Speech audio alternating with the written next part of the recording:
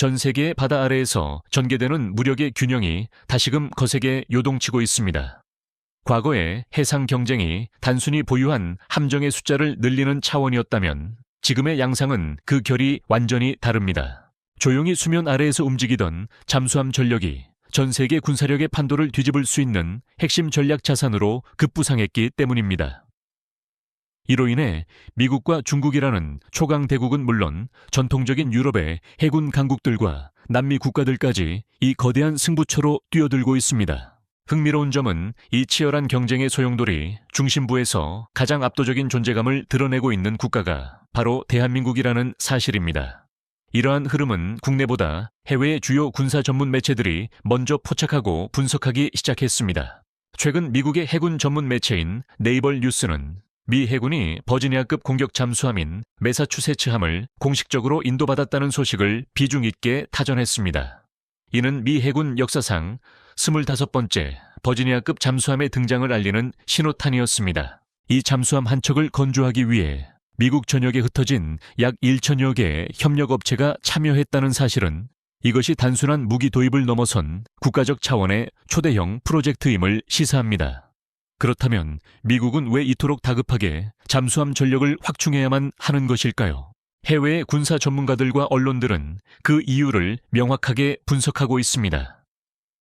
현재 중국이 보유한 핵 잠수함 전력이 상상을 초월하는 속도로 팽창하고 있기 때문입니다. 태평양의 수중 균형이 흔들리고 있다는 위기감이 고조되는 상황입니다. 여기에 더해 인도와 대만 그리고 호주까지 동시다발적으로 잠수함 도입 사업을 확대하면서 아시아 태평양 지역은 그야말로 세계 최대의 잠수함 각축장이 되었습니다. 미국 입장에서는 버지니아급 잠수함을 빠르게 늘리지 않으면 수중 패권을 장담할 수 없는 처지에 놓인 것입니다. 한편 지구 반대편에서는 또 다른 놀라운 소식이 전해졌습니다. 프랑스의 방위산업 전문 매체인 네이벌 뉴스는 아르헨티나가 스콜펜급 잠수함 3척을 도입하기로 결정했다고 보도했습니다. 이 계약의 규모는 무려 23억 유로에 달하며 이를 한국 돈으로 환산하면 약 3조 8,900억 원에 이르는 천문학적인 금액입니다. 이는 아르헨티나가 지난 2017년 산후아노 실종 사고 이후 8년 만에 잠수함 전력을 재건하겠다는 의지를 천명한 것입니다. 주목할 점은 이 계약에 포함된 매우 이례적인 조건입니다.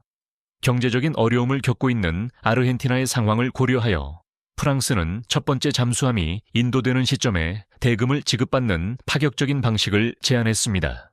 해외의 방산 전문가들은 프랑스의 이러한 과감한 행보를 두고 잠수함 시장으로의 강력한 복귀 신호라고 해석하고 있습니다. 그동안 캐나다와 호주의 차기 잠수함 사업 경쟁에서 연달아 고배를 마셨던 프랑스가 이번 계약을 통해 다시금 영향력을 회복하려는 절치부심의 움직임이라는 것입니다. 이처럼 미국과 프랑스가 각자의 전략적 목표를 위해 잠수함 시장에서 공격적인 행보를 보이면서 글로벌 잠수함 경쟁은 급격히 가속화되고 있습니다. 특히 미국과 중국은 핵추진 잠수함 분야에서 한치의 양보도 없는 정면 충돌 양상을 보입니다. 미국 국방부는 오는 2054년까지 전체 함대 규모를 390척으로 늘리겠다는 초대형 청사진을 발표하며 해상 장악력을 놓치지 않겠다는 의지를 분명히 했습니다. 이에 질세라 중국 또한 막대한 예산을 쏟아붓고 있습니다. 중국은 핵잠수함 관련 국방 지출을 2024년 기준 약 3조 8,200억 원에서 2034년에는 약 6조 3,200억 원 규모로 대폭 확대할 계획을 수립했습니다. 이는 단기간 내에 수중 전력을 2배 가까이 증강하겠다는 야심찬 목표입니다. 인도 역시 이러한 흐름에 동참하고 있습니다.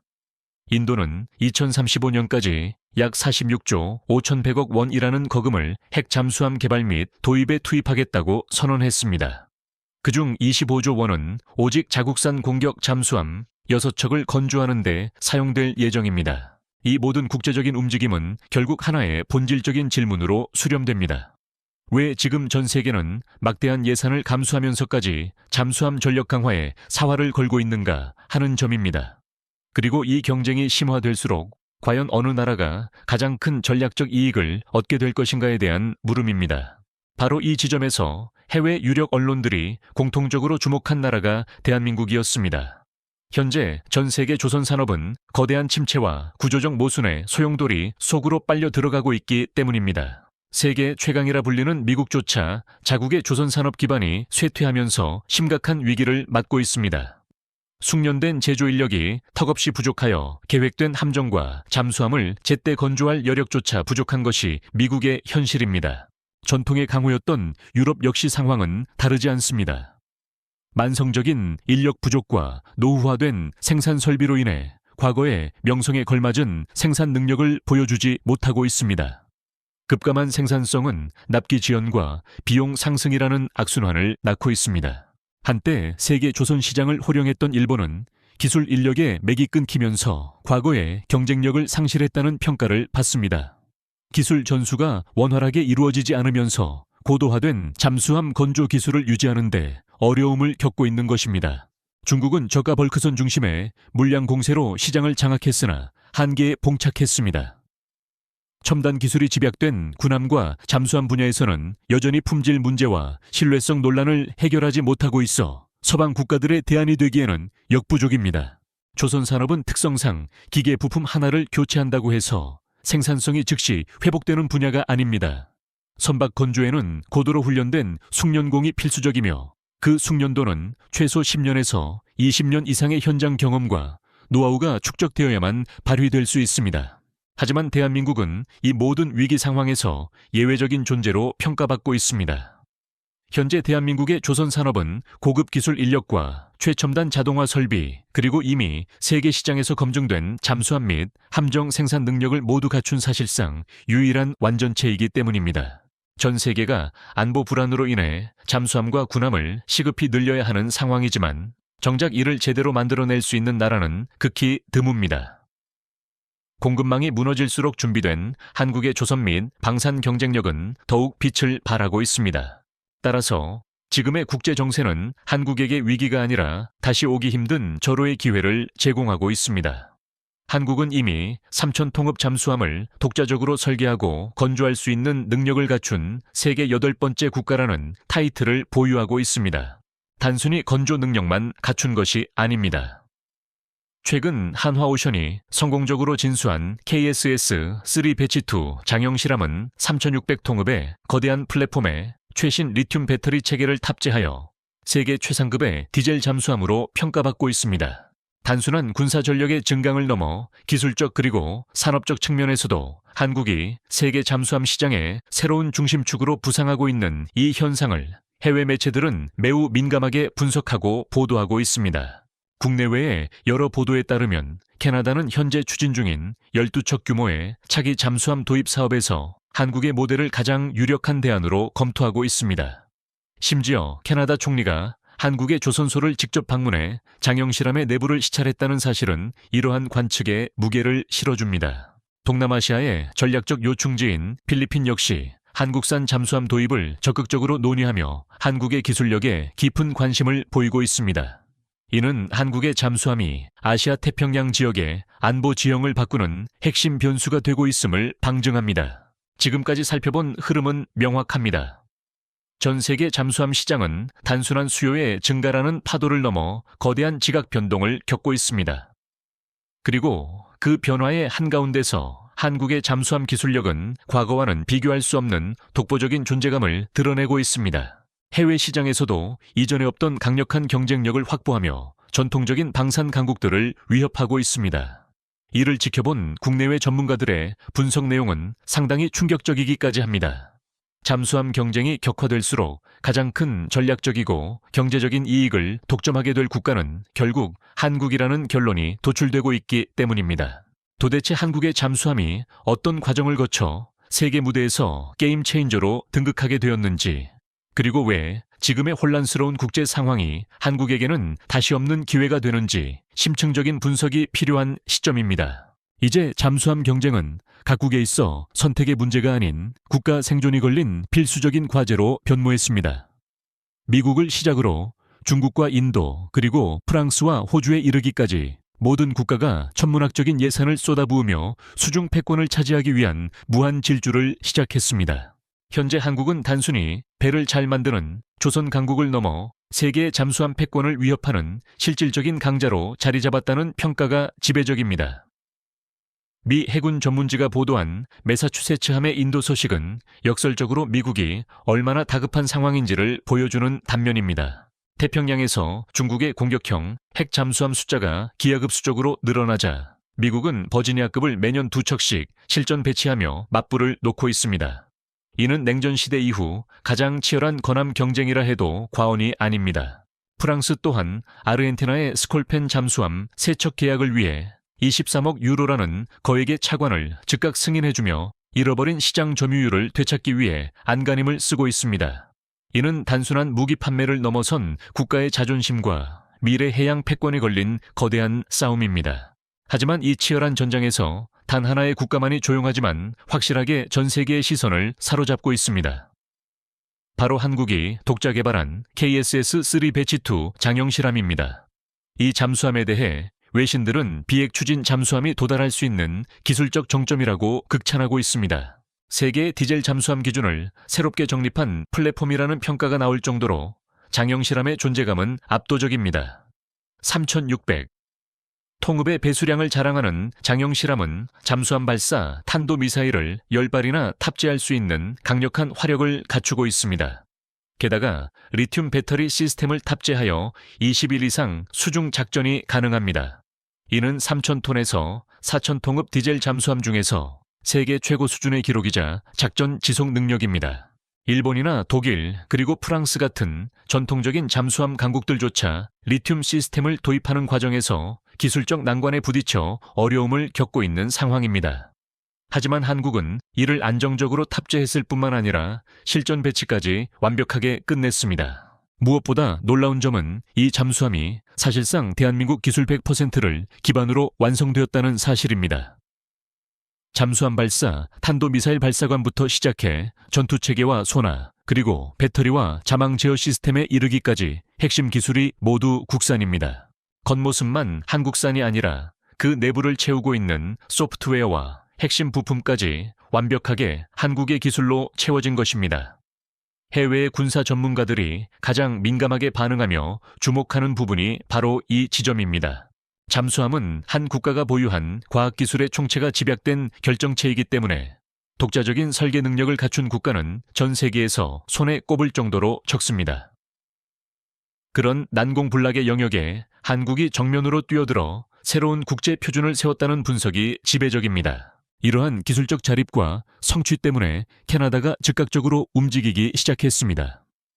캐나다 총리가 외교적 관례를 넘어서 직접 거제 조선소를 방문하고 장영실함 내부를 꼼꼼히 살핀 것은 매우 상징적인 사건입니다. 현재 캐나다가 추진 중인 12척 규모의 잠수함 도입 사업은 약 60조 원에 가까운 초대형 계약이며 지금 가장 유력한 후보로 거론되는 것이 바로 한국입니다. 당초 캐나다가 검토하던 핵추진 잠수함은 비용 문제라는 거대한 벽에 부딪혔습니다. 핵잠수함은 유지비만 연간 한 척당 1조 원 이상이 소요되기 때문에 사실상 장기적인 운용이 불가능해 가깝다는 결론이 나왔습니다. 그러던 와중에 한국의 KSS-3 모델이 대안으로 등장한 것입니다. 디젤 잠수함임에도 불구하고 핵잠수함에 준하는 작전 지속 능력을 갖추고 있으면서도 도입 가격은 절반 이하라는 점이 결정적이었습니다. 여기에 잠수함 발사, 탄도미사일까지 탑재 가능한 구조는 캐나다 입장에서 더 이상 고민할 필요가 없는 최적의 선택지였습니다. 이미 답은 정해져 있는 셈이나 다름없습니다. 필리핀의 반응 또한 매우 강렬합니다. 남중국해를 둘러싼 분쟁이 날카로워진 지금 필리핀에게 있어 잠수함은 국가 안보를 위한 생존용 무기입니다. 그러나 국방 예산이 넉넉하지 않은 필리핀이 프랑스나 독일의 제품을 검토할 때 가장 먼저 걸림돌이 되는 것은 바로 막대한 유지 비용이었습니다. 그때 혜성처럼 등장한 것이 한국산 잠수함입니다. 한국은 압도적인 가격 경쟁력을 갖추고 있으며 무엇보다 그 작전 능력이 필리핀의 현실적인 안보 환경과 딱 맞아떨어집니다. 은밀성과 장기 작전 능력, 그리고 전략적 억제력을 동시에 갖춘 모델은 현재 시장에서 한국밖에 없습니다. 필리핀 국방부 내부에서 한국 모델이 사실상 1순위로 분석되고 있는 이유가 여기에 있습니다. 전 세계가 잠수함 경쟁에 뛰어드는 지금의 흐름은 한국에게 단순한 수출 이상의 엄청난 기회입니다. 잠수함은 단순한 조선 기술만으로 만들 수 있는 장비가 아닙니다. 전자통신과 배터리 기술, 그리고 미사일 공학과 인공지능 조선공학이 동시에 융합되어야만 건조할 수 있는 초정밀 기계입니다. 따라서 한국이 잠수함을 많이 생산하고 수출할수록 국가의 전반적인 기술력 자체가 한 단계씩 동반 상승하는 선순환 구조가 만들어집니다. 한국의 배터리 기업들은 장영 실험을 통해 방사용 리튬 기술을 완전히 독립시키는 쾌거를 이루었습니다. 또한 잠수함 발사, 탄도 미사일 체계는 개발 과정에서 이미 해외 전문가들로부터 국가급 전략 기술이라는 높은 평가를 받았습니다. 이건 단순히 무기 한 척을 파는 차원의 문제가 아닙니다. 한국의 영향력을 상대 국가의 해군 구조 깊숙이 심는 일입니다. 잠수함을 도입하는 순간 그 국가는 향후 수십 년 동안 한국식 정비 매뉴얼과 부품 그리고 전투 체계를 사용해야만 합니다. 즉 한국 잠수함이 전 세계 바다 아래에서 한국의 힘을 대신 보여주는 셈이 됩니다. 한국이 단 한 척만 수출한다고 해도 그 국가는 사실상 한국과의 군사적 파트너십에 종속되는 구조가 형성됩니다. 과거 강대국들만 누리던 외교적 카드가 이제 한국의 손에 들어온 것입니다. 장영 실험이 보여준 기술력은 비핵 잠수함 기준에서 사실상 세계 최정상에 도달했습니다. 전 세계가 치열한 잠수함 경쟁에 돌입한 이 시점에서 한국은 기술력과 가격 경쟁력, 그리고 생산 속도와 확장성까지 모두 갖춘 거의 유일한 국가입니다. 지금이야말로 한국이 세계 수중 무기 시장을 뒤흔들 절호의 기회입니다. 이제 한국의 잠수함은 바다 아래에서 한국의 국기를 대신 들고 작전을 수행하고 있습니다. 물속 아무도 모르게 접근해 잠수함 발사, 탄도 미사일을 숨기고 20일 넘게 작전하며 전략적 억제력을 발휘합니다. 그 한 척의 잠수함이 지금 한국의 미래와 기술력, 그리고 국가의 자존심을 전 세계에 증명하고 있습니다. 대한민국의 본격적인 잠수함 시대는 이제 막 화려한 막을 올렸습니다. 지난 2025년 10월 23일에 있었던 장영 실험 진수식은 전 세계를 깜짝 놀라게 만들었습니다. 그렇다면 이번에 진수된 잠수함이 도대체 어떤 성능을 가졌길래 국내는 물론 해외 유력 언론사들까지 앞다퉈 보도하는 것일까요? 기존의 도산한창 5급이 한국 해군의 기술적 자립을 상징하는 모델이었다면 장영 실험은 그 한계를 넘어 실질적인 실전 억제력을 구현한 완성체로 평가받습니다. 그 이유는 명확합니다. 이 잠수함은 기존 세계 디젤 잠수함들이 가지고 있던 기술적 한계를 무너뜨렸기 때문입니다. 우선 가장 핵심적인 전투 체계부터 살펴보겠습니다. 장영 실험에는 한국형 통합 전투 체계가 탑재되어 있습니다. 과거 독일산 전투 체계를 면허 생산하여 사용하던 시절에는 하나의 표적을 포착하고 처리하기까지 수초의 지연 시간이 발생했습니다. 하지만 장영 실험은 초당 수십 개의 표적을 동시에 분석하고 추적할 수 있습니다. 이는 우리나라 국방과학연구소가 개발한 인공지능 기반 전술 정보 처리 모듈이 체계적으로 통합되어 있기 때문입니다. 이 덕분에 장영 실험은 단 한 번의 소나 탐지만으로도 적 잠수함의 깊이와 속도, 그리고 이동 각도를 계산해냅니다. 그리고 최적의 공격 포인트를 자동으로 산출할 수 있습니다. 즉 인간이 판단을 내리기 전에 이미 함정의 시스템이 결론을 내리고 대응 준비를 마치는 수준입니다. 여기에 장착된 신형 소나 체계는 단순히 소리를 듣는 수준을 넘어섰습니다. 엘라이즌 X1이 개발한 한국형 소형 음향. 탐지 시스템은 기존 대비 감지 범위를 40%나 확장했습니다. 또한 잡음 구별, 알고리즘을 통해 수중 생물이 내는 소리나 해류 소리, 그리고 인공적인 소음까지 정확하게 구분해 냅니다. 이것은 과거 독일의 타입 212급이나 일본의 소류급 잠수함이 겪던 소음 혼선 문제를 완전히 해결한 혁신적인 기술입니다. 장영 실험의 수중 정숙성 또한 전례가 없는 수준입니다. 한화오션은 이 함정에 세계 최초로 적용된 복합 방진 마운트 시스템을 설치했습니다. 쉽게 설명하자면 잠수함의 엔진 진동이 함체로 전달되지 않게 차단하는 특수 장치입니다. 이로 인해 발생하는 수중 소음은 90데시벨 이하로, 이는 바닷속에서 고래의 심장 박동 소리보다도 더 조용한 수준입니다. 군사 전문가들은 이 정도 정숙성이라면 북태평양 해저에서 미 해군의 최신 핵 잠수함조차 장영 실험의 위치를 탐지하기 어렵다고 평가합니다. 또 하나 주목해야 할 부분은 바로 강력한 무장 체계입니다. 장영실함은 현무포사, 잠수함 발사, 탄도미사일 외에도 향후 홍상어2와 같은 장거리 대잠 로켓을 탑재할 수 있도록 설계되어 있습니다. 수직 발사관 열무는 순항 미사일과 대잠 미사일, 그리고 전술 핵탄두형, 잠수함 발사, 탄도미사일 등 다양한 무기를 혼합하여 운용하는 것이 가능합니다. 즉, 이 함정은 단순한 공격 수단이 아니라 전략 자산이자 실질적인 수중 이동식 미사일 기지인 셈입니다. 은밀성과 생존성을 좌우하는 리튬이온 배터리 기술 역시 크게 진일보했습니다. 일본의 소류급이 니켈 리튬 전지를 사용하는 반면 장영실함은 열 안정성과 출력 효율이 훨씬 높은 망간계 하이브리드 리튬 전지를 적용했습니다. 국방과학연구소의 데이터에 따르면 최대 출력시 배터리의 온도 변화는 7도 이하이며 충전 시간은 기존 납축전지 대비 절반 이하로 획기적으로 단축되었습니다. 그 결과 자망 시간은 10일 이상으로 늘어났습니다. 이는 공기 불요 추진 체계인 AIP 시스템 없이도 대양 작전이 가능하다는 것을 의미합니다. 이제 장영실함은 단지 동해 바다만 지키는 수호자가 아닙니다. 전략적 측면에서 보면 이 함정은 한반도 주변 해역의 힘의 균형을 근본적으로 뒤흔드는 존재입니다. 북한의 심포급 잠수함 발사, 탄도미사일 잠수함이 여전히 실험 단계에 머무르고 있는 가운데 한국은 이미 완전한 실전 플랫폼을 확보했기 때문입니다. 일본 역시 3000통읍 소류형에서 3600통읍 다이계형으로 전환 중이지만 여전히 순항 미사일 발사 능력이 없습니다. 중국의 공상9시형 잠수함도 수직 발사관 체계를 탑재하지 못했습니다.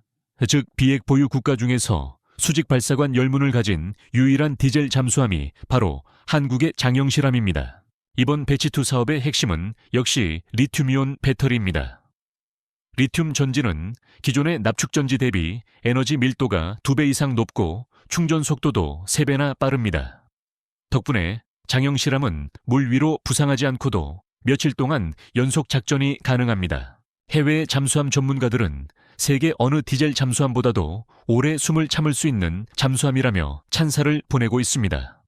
리튬 전지 기술은 일본이 먼저 적용했지만 우리는 이미 안정성과 출력 면에서 일본을 능가한 차세대형을 만들어냈습니다.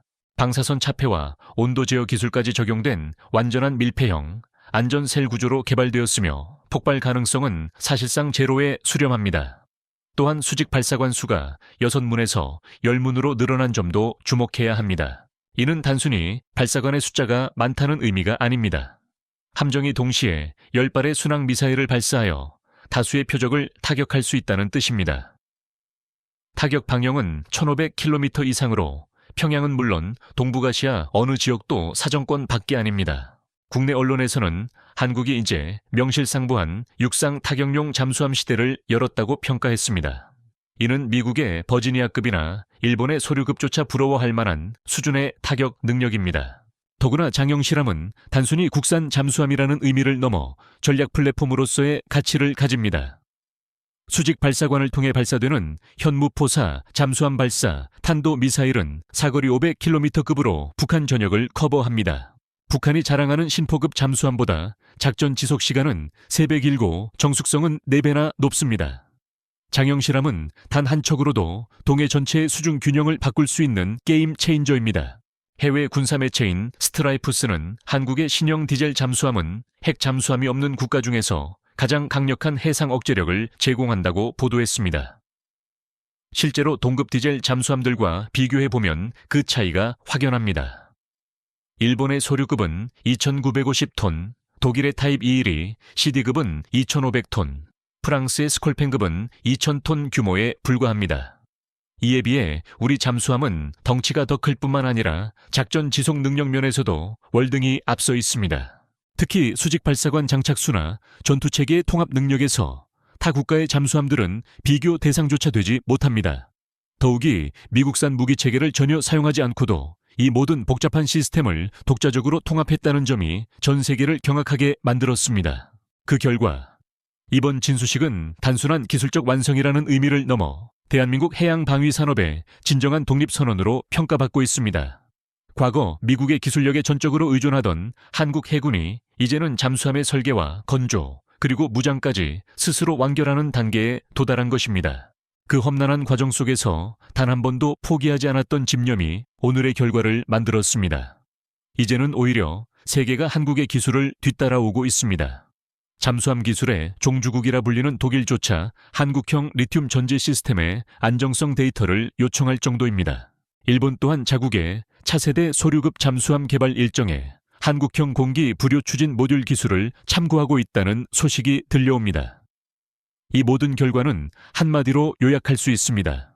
한국이 전 세계 잠수함 건조의 교과서를 새로 썼다는 것입니다. 그리고 이제는 과거의 스승들이 우리의 설계를 공부하고 분석해야 하는 시대가 되었습니다. 여기에는 더 깊은 전략적 의미가 숨어 있습니다. 이 잠수함은 기존의 동맹과 협력이라는 틀을 넘어 한국 해군의 독자적인 작전 범위를 획기적으로 확장시킵니다. 기존의 한국 해군 잠수함들이 한반도 인근 해역에 방어에 머물렀다면 장영실함은 필리핀과 괌, 그리고 남중국해까지 작전 영역을 넓혔습니다. 실제로 작전 방영은 약 8,000km에 달하며 최대 자망 심도는 400m로 알려져 있습니다. 이는 한 번의 추락만으로 일본 해역을 우회하여 태평양을 건너갈 수 있는 수준의 능력입니다. 이로써 한국은 수중전에서 일본과 중국을 동시에 견제하고 제압할 수 있는 실질적인 원거리 잠수함 전력을 손에 넣게 되었습니다. 군사 전문가들은 장영실함의 등장이 동북아시아 해양 패권 구도에 중대한 변곡점이 될 것이라고 평가합니다. 특히 이 잠수함의 성공은 향후 한국의 독자적인 핵 잠수함 개발 계획에도 직접적인 영향을 미칠 것입니다. 이미 한화오션은 장영실함에 검증된 설계 데이터를 기반으로 장보고 3의 핵 추진형 모델을 내부적으로 검토 중인 것으로 알려졌습니다. 만약 그 계획이 현실화된다면 대한민국은 머지않아 핵 잠수함 보유국의 문턱을 넘어서게 될 것입니다. 불과 30년 전만 해도 우리는 독일의 도움 없이는 잠수함의 도면을 그릴 수도 없었고 운용할 기술도 전무했습니다.